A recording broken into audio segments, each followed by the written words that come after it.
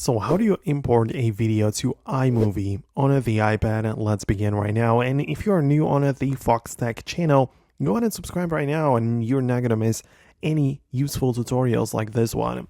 So essentially locate your iMovie application, make sure you open it up like this, and you can start a new project. So just tap on start a new project and you have like three options to go for. So we have the magic movie, storyboard, or just movie, right? So the regular video edit is the movie option. I'm going to go with that.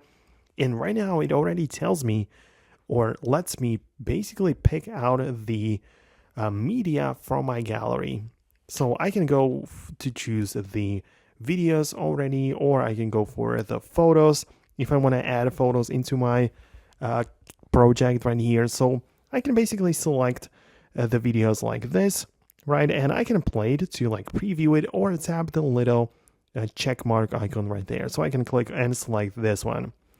Then I'm going to proceed and tap on the other one and select that one as well, right? And I can select as many of them as I want. You can see right here that those selected have a little line, like yellow line below them, right? Indicating that these are those selected for work for, this project, if that makes sense.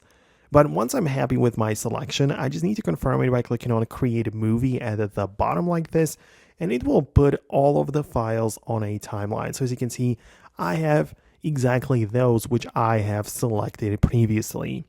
Now, if I still want to import more files in here, I need to tap on the plus icon in the top right.